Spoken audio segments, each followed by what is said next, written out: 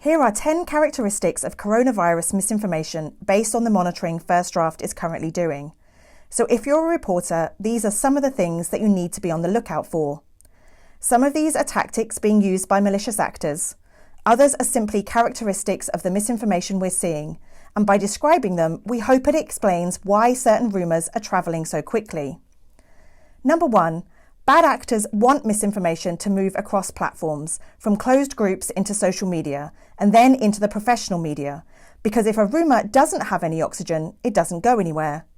Bad actors want oxygen to drive rumours in front of as many eyes as possible.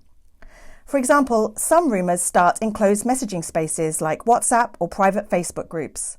They might even start in anonymous spaces like 4chan or Discord, and the whole tactic is to get different bloggers or different Facebook or Twitter accounts to post the rumour, hoping that by doing so, it will then get picked up by other influential accounts. For example, a police department's Facebook page or mentioned during a politician's press conference.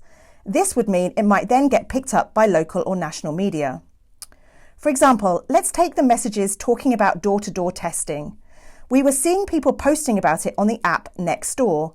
And then we saw city officials and police departments saying, please don't open the door, this is a scam. The CDC are not doing door-to-door testing.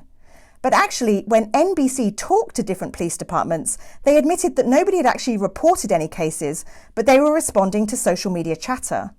But by talking about door-to-door scams, it can ratchet up the panic. So we just need to be very aware of this as a potential tactic. Number 2. As we just described, closed messaging apps are increasingly popular for sharing rumours and misinformation, as they can't be tracked and people in smaller trusted networks are more likely to share.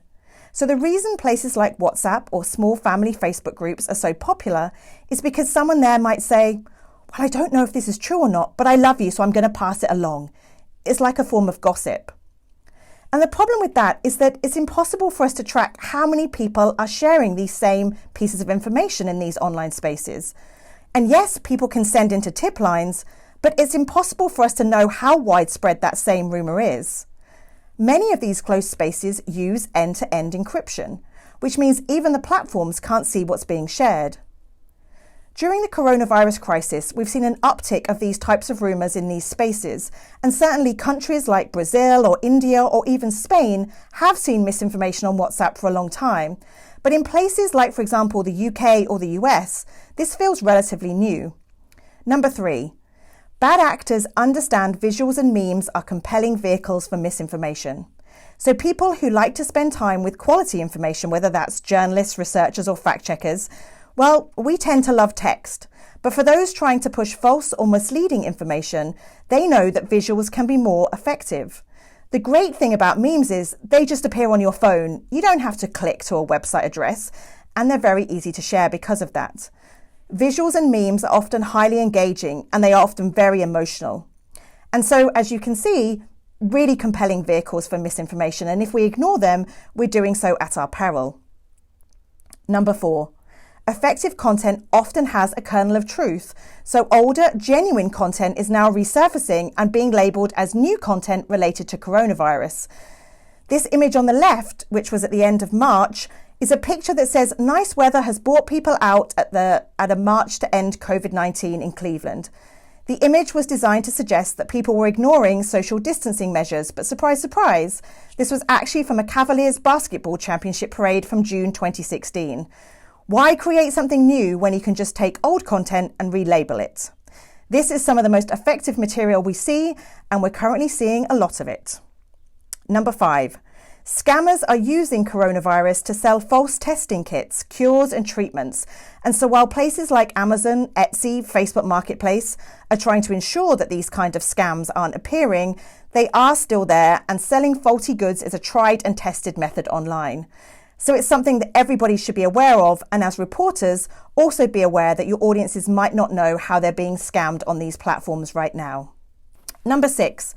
Lots of rumours are circulating in local groups and online spaces. So again, you might want to tap into local next door communities. You can only monitor the community that's connected to your zip code or postcode, but it's worth having a poke around in them. You might also want to look for local Facebook groups, or if you're on Telegram, see if you can find any local geo-fenced groups. Again, you can only access them depending on the location of your phone. Or you might want to look at local Snapchat communities. Certainly, right now, people are turning towards local online groups. Firstly, because actually the ordinances are different in almost every location. So people want hyperlocal information about whether or not they can visit a local restaurant. Are they allowed to walk their dog? But also, people right now are turning to sources that they can trust, and there is a sense that local information is more trustworthy. Number 7, misinformation and hate speech are increasingly blurring together. People are taking advantage of existing racial divisions and xenophobia. And unfortunately, we're seeing an uptick in hate crimes, particularly those aimed at people of Asian descent. So it's something that we want to highlight. Racist content is absolutely a key characteristic of misinformation around coronavirus right now. Number 8, keyword squatting is a term that Joan Donovan and Brian Friedberg from Harvard invented. It's the strategic domination of keywords to misrepresent groups, individuals, or information. It's not surprising that people are buying up domain names right now about coronavirus. It's something that we're tracking. The other way that this is playing out is that certain hashtags, for example, hashtag CCP virus, as in Communist China Party virus, are being used to push racist or misleading content. Keyword squatting is a deliberate technique to try and take over a keyword or hashtag to ensure the information around it is poor. Number 9, imposter content is a very effective technique. People trust logos of organizations they know. So on the left-hand side, you can see an example from LA where people had these flyers pushed through their doors. They were using the CDC and WHO logos at the top, even though the text was full of misleading information. The other example is from the UK. Kent Online is a local newspaper there. Here is a false piece of information where somebody just photoshopped on the Kent Online logo to the top of the picture. And finally, remember, attribution is really hard, and it's often impossible to know who is behind a rumour or conspiracy in real time. So last week, we saw a lot of messages with people sharing pictures of tanks and military gear being driven down major roads. Right now, we have no idea who's behind this. Is this old material that we just can't track down that was being reshared? Or is it actually a coordinated attempt by bad actors, either domestic or foreign? We just don't know. And so one thing I would say is that probably in 6 months' time, we will have a lot more information about who's behind some of these rumours. But it's almost impossible to do that in real time, particularly without access to the data that the platforms have or information only available to the intelligence communities. So I just wanted to end there by saying, be very aware of these challenges around attribution, even though, of course, it's everything we want to know right now. It's really difficult to do.